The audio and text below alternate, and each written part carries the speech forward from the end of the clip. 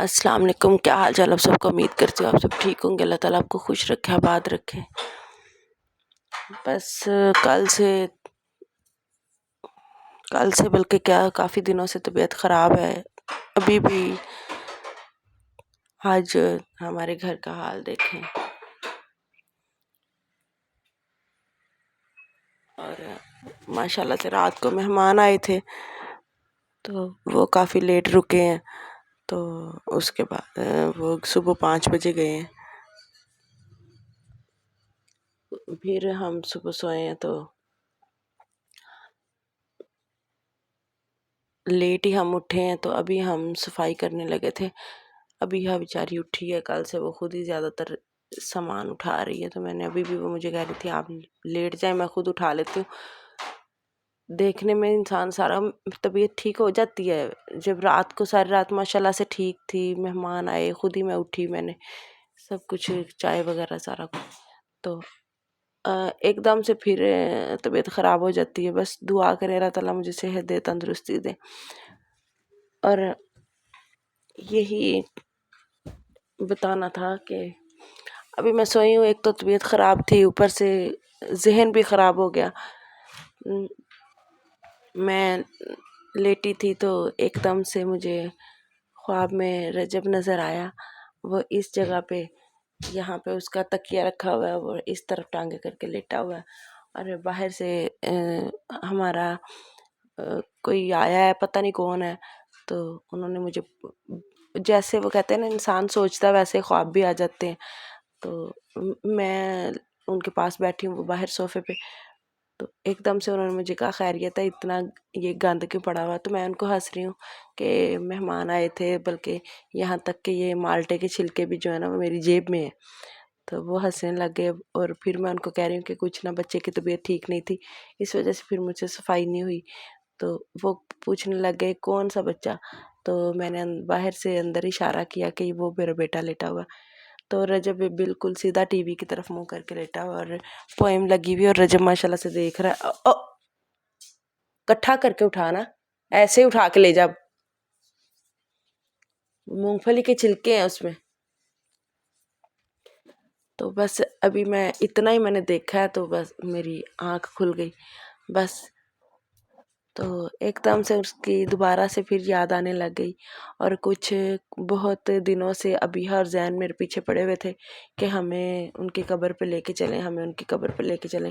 اور وہ گئے نہیں ہیں، ابھی تک نہیں گئے. انہوں نے دیکھی نہیں، زین نے تو دیکھی بھی نہیں. زین کو سمر کی دفعہ زین گیا تھا تو زین بڑا گھبرا گیا تھا. وہاں پہ نا قبرستان میں ہوتے ہیں، زمین پہ کیڑے پھر رہے ہوتے ہیں. تو جب وہ سمر کو دفن کرنے لگے اس میں، تو ایک دم سے اس نے ایک دو کیڑوں کو دیکھا تو یہ کانپنے لگ گیا، اور سب کو کہنے لگا نہ میرے بھائی کو اس میں ڈالو، میرے بھائی کو اس میں نہ ڈالو، اس کو بھی کیڑے کھا لیں گے، اس کو کیڑے کھائیں گے. تو لڑکوں نے بڑی مشکل سے، اس کے پاپا کے دوستوں نے اس کو نہ اٹھا کے، پاپا کو تو اس کے ہوش نہیں تھی، اس کے پاپا کے دوستوں نے بلکہ اس کو اٹھا کے قبر سے پیچھے کیا تھوڑا سا، اور باہر کی طرف لے کے آئے. اور اس کو بائک پہ بٹھا کے دو لڑکے گھر چھوڑ گئے، اور وہ خود سارے بعد میں آئے. تو پھر میں نے اس دفعہ مجھے ایک دم سے خیال آیا، جب میں روتے روتے کہ زین کدھر ہے، جب رجب کو لے کے گئے تو کسی نے مجھے کہا وہ زین جنازے کے لیے ساتھ گیا. میں نے اس کو، اپنے کزن کو پیچھے بھگایا اس کے، اور اس کے پاپا کو فون پتا تھا مجھے، وہ تو فون نہیں اٹھائیں گے کیونکہ وہ تو ان کو لڑکے پکڑ کے بڑی مشکل سے لے کے گئے. تو میں نے ان کو پیچھے بھگایا. میں نے کہا زین کو ساتھ نہیں جانا چاہیے، زین کو لے کے آؤ، اس کی طبیعت خراب ہو جائے گی دیکھ کے. کچھ ویسے بھی ٹائم رات کا تھا، اس لیے پھر اس نے نہیں دیکھا. تو ابھی ضد کر رہے تھے دونوں، اور ابیحہ بہت زیادہ ضد کر رہی تھی کافی دنوں سے کہ مجھے نہیں پتا. اور اسی چکر میں نے اس کو کہا، میں نے کہا تمہیں آج میں لے کے جاتی ہوں، ساری صفائی جلدی سے ختم کرو. اور خود پھر اٹھی ہے تو صفائیاں کرنے لگ گئی، شروع چیزیں اٹھانے لگ گئی ہے. تو کوشش کریں گے کہ آج ہم ان کے پاس چکر لگا کے آئیں، کیونکہ میرا بھی دل کر رہا تھا کہ میں جاؤں. اور ابیحہ بھی کہہ رہی تھی، اور اس کے پاپا تو ہے نہیں ہے خیر گھر پہ آج. وہ کل ہم مہمان تھے، کچھ میری طبیعت ٹھیک نہیں تھی تو کل وہ نہیں جا سکے. آج ان کی چھٹی نہیں تھی سنڈے کی، وہ کام پہ ان کو جانا پڑا. تو ہم یہاں سے ویسے جائیں گے کیونکہ ہمارے قریب ہی ہے، دور نہیں ہے. تو بس بچوں کے لیے دعا کریں، میرے لیے دعا کریں۔ اور کبھی کبھی محسوس ہوتا ہے کہ تکلیفیں ساری جو تھیں ان کے بعد آئی ہیں میرے پاس، جو ان کے ہوتے ہوئے مجھے تکلیفیں نہیں آتی تھی، اللہ کا شکر تھا۔ اور یہاں تک کہ جب یہ رجب فوت ہوا تو کافی دن گزرے نا، جب 5-7 دن گزر گئے تو میرے بازوؤں میں نا درد ہو رہی تھی، تو میں نے اس کے پاپا کو کہا مجھے درد کیوں بازو میں ہو رہی ہے؟ تو وہ وہاں پہ پاس ایک عورت بیٹھی تھی، کہنے لگی بیٹا پہلے تم ان کو سارا دن اٹھائے پھرتی تھی، تمہیں محسوس نہیں ہوتا تھا، اب وہ نہیں ہے، اب خالی ہاتھ ہے، تو وہ اس لیے تمہیں اب محسوس ہو رہا ہے، کیونکہ ان کے جسم میں اکڑاؤ تھا، اور وہ میرے علاوہ ان کو اس کے پاپا سے بھی ٹھیک طرح سے بٹھایا نہیں جاتا تھا، نہ ہی اٹھایا جاتا تھا۔ اور اکثر میں بولتی تھی کہ آپ کو 4 سال ہو گئے ان کو اٹھانا بھی نہیں آیا، وہ اکڑاؤ کی وجہ سے ان کو خود سے ان کو ایسے سیٹ کرنا پڑتا تھا کہ کیسے ان کی بیک والا حصہ یہاں پہ بازو پہ آئے گا، کیسے وہ ان کو اٹھانا پڑے گا۔ تو اس لیے ابھی دیکھا تو میں نے اس کو بیماری کی حالت میں ہی ہے صبح، کہ جیسے وہ تھا، جیسے وہ یہاں سے گھر سے گیا ویسے ہی تھا وہ، بالکل کہ بس لیٹا ہوا ہے، ٹھیک ہے۔ تو